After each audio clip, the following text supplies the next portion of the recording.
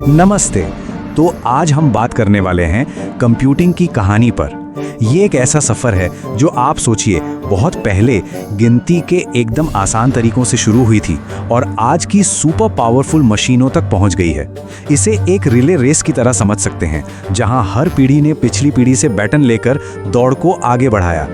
तो सवाल यही है ना, कि हम पत्थर गिनने से सुपर कंप्यूटर तक आखिर पहुंचे कैसे। और देखिए, ये कहानी सिर्फ टेक्नोलॉजी की नहीं है, ये कहानी है इंसानी जिज्ञासा की, मुश्किलों को सुलझाने की हमारी उस कभी ना खत्म होने वाली चाहत की। तो चलिए इस दौड़ की बिल्कुल शुरुआत से शुरू करते हैं। देखिए, हिसाब किताब लगाने की जरूरत उतनी ही पुरानी है जितनी की हमारी सभ्यता। सोचिए, पुराने जमाने में व्यापार पर नजर कैसे रखें, कैलेंडर कैसे बनाएं, या फिर आसमान के तारों का नक्शा, इन सब के लिए गिनती करना, गणना करना जरूरी था।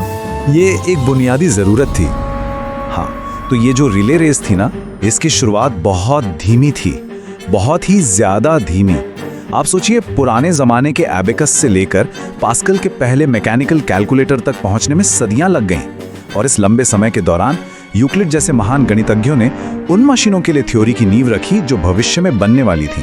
तो हाँ, शुरुआत धीमी जरूर थी, पर बहुत जरूरी थी। तो अब रेस का अगला पड़ाव आया। अब वक्त था कि थ्योरी से निकलकर असल दुनिया में कुछ बनाया जाए। मतलब अब सिर्फ आइडियाज नहीं, बल्कि असली मशीनें बनाने की बारी थी। यहीं से वो सपना शुरू हुआ कि क्या हम गियर्स और लीवर्स का इस्तेमाल करके गणना करने वाली मशीनें बना सकते हैं। और इसी सपने को हकीकत में बदलने की पहली बड़ी कोशिश की 19वीं सदी में चार्ल्स बैबेज ने, जिन्हें कंप्यूटर का जनक भी कहा जाता है। उन्होंने डिजाइन किया एनालिटिकल इंजन। कमाल की बात यह है कि यह मशीन कभी बनी ही नहीं, लेकिन इसका जो डिजाइन था वो आज के मॉडर्न कंप्यूटर्स का एक तरह से पहला ब्लूप्रिंट था। भले ही मशीन नहीं बनी, पर उन्होंने आइडिया का बैटन आगे बढ़ा दिया था। और बैबेज के साथ इस कहानी में एक और बहुत जरूरी नाम है एडा लवलेस का। वो एक कमाल की गणितज्ञ थीं और उनकी सोच अपने वक्त से बहुत आगे थी। उन्होंने ये समझा कि बैबेज की मशीन सिर्फ हिसाब किताब नहीं, बल्कि उससे कहीं ज्यादा कुछ कर सकती है।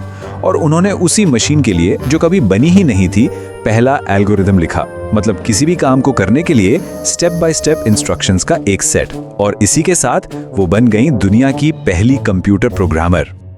अब इस रेस में एक बहुत बड़ा, एक क्रांतिकारी मोड़ आने वाला था। यहाँ पर बैटन, यानी वो मशाल, मैकेनिकल गियर्स के हाथ से लेकर इलेक्ट्रॉनिक्स को थमा दी गई। और ये वो बदलाव था जिसने स्पीड, पावर और संभावनाओं का एक पूरा नया दौर ही शुरू कर दिया। इस बदलाव की अहमियत को समझने के लिए जरा ये देखिए।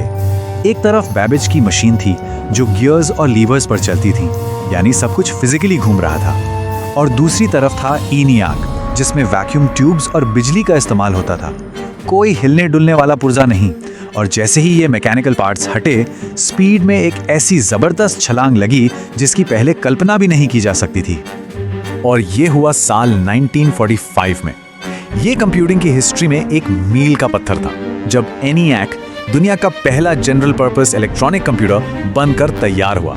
और इसी के साथ इलेक्ट्रॉनिक युग की ऑफिशियल शुरुआत हो गई। हाँ, ये एक बहुत बड़ी मशीन थी, मतलब एक पूरा कमरा भर जाता था इससे, लेकिन इसने आने वाले कल की एक साफ झलक जरूर दिखा दी थी। अच्छा, एक तरफ तो ये हार्डवेयर की क्रांति चल रही थी, लेकिन ठीक उसी वक्त थ्योरी के लेवल पर भी एक क्रांति हो रही थी। और इसका श्रेय जाता है एलन ट्यूरिंग को। उन्होंने ट्यूरिंग मशीन का कॉन्सेप्ट दिया। ये कोई असली मशीन नहीं थी, बल्कि एक थ्योरेटिकल मॉडल था जिसने ये बताया कि एक कंप्यूटर की असली क्षमताएं क्या हैं, वो क्या कर सकता है और क्या नहीं। और आज हम जो भी सॉफ्टवेयर इस्तेमाल करते हैं ना, उसका मूल सिद्धांत यही है। अब रेस का फोकस पूरी तरह से बदलने वाला था। अब चीजों को और बड़ा बनाने की नहीं, बल्कि छोटा और छोटा बनाने की होड़ थी। असली चुनौती अब ये थी कि ज्यादा से ज्यादा पावर को एक बहुत छोटी सी जगह में कैसे पैक किया जाए। तो अब जो बैटन था वो मिनिएचराइजेशन, यानी चीजों को छोटा करने की तरफ बढ़ रहा था। और ये जो सफर था, कमाल का था। देखिए, हमने शुरुआत की थी उन बड़े बड़े गर्म वैक्यूम ट्यूब से जो पूरे कमरे को भर देते थे। फिर 1940 के दशक के आखिर में आए ट्रांजिस्टर्स, जो छोटे थे, तेज थे और कहीं ज्यादा भरोसेमंद थे। और फिर आया असली गेम चेंजर, माइक्रो प्रोसेसर, जिसने एक पूरे के पूरे कंप्यूटर को बस एक छोटी सी चिप पर समेट दिया। ये एक ही आविष्कार था, माइक्रो प्रोसेसर, जैसे कि इंटेल 4004, जिसने सस्ते और छोटे पर्सनल कंप्यूटरों के लिए दरवाजा खोल दिया। यही वो चाबी थी जिसने हर घर में कंप्यूटर के सपने को हकीकत में बदल दिया। अब कंप्यूटिंग पावर बड़ी बड़ी लैब्स और संस्थानों से निकलकर आम लोगों की डेस्क तक पहुंचने वाली थी। और यहीं से रेस उस दौर में पहुंची जहां कंप्यूटर की ताकत कुछ चुनिंदा लोगों, लैब्स या कंपनियों के हाथ से निकलकर आम इंसान के हाथ में आ गई। ये टेक्नोलॉजी का सही मायने में लोकतंत्रीकरण था। लेकिन सिर्फ हार्डवेयर बना देना काफी नहीं था। कंप्यूटरों को ऐसा बनाना भी जरूरी था जिसे हर कोई इस्तेमाल कर सके। शुरुआती कंप्यूटरों में होती थी कमांड लाइन, मतलब एक काली स्क्रीन जिस पर आपको मुश्किल कमांड्स टाइप करने पड़ते थे। ये एक्सपर्ट्स का काम था। फिर आया ग्राफिकल यूजर इंटरफेस यानी GUI, जिसे एप्पल के मैकिन्टॉश ने पॉपुलर किया।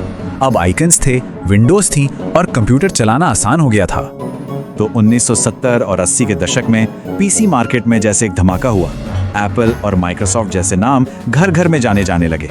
और इसी दौरान ओपन सोर्स सॉफ्टवेयर का आइडिया भी सामने आया, जिसने इनोवेशन को और तेज कर दिया। ये वो सोच थी जहां कोड को सबके लिए खुला रखा जाता है ताकि सब मिलकर उसे और बेहतर बना सकें। और ये सब हमें ले आता है आज के दौर में, जहां ये रिले रेस अब दौड़ नहीं रही बल्कि उड़ रही है। इसकी रफ्तार अब अविश्वसनीय हो चुकी है और अब फोकस एक अकेले कंप्यूटर से हटकर इन सभी को एक साथ जोड़ने पर आ गया है। पिछले कुछ दशकों में जो इनोवेशन हुआ है उसकी रफ्तार तो बस हैरान कर देने वाली है। इंटरनेट की शुरुआती नींव से लेकर वर्ल्ड वाइड वेब तक, और फिर मोबाइल और क्लाउड कंप्यूटिंग जिसने हर किसी की जेब में एक सुपर कंप्यूटर डाल दिया, और अब आर्टिफिशियल इंटेलिजेंस यानी AI का दौर।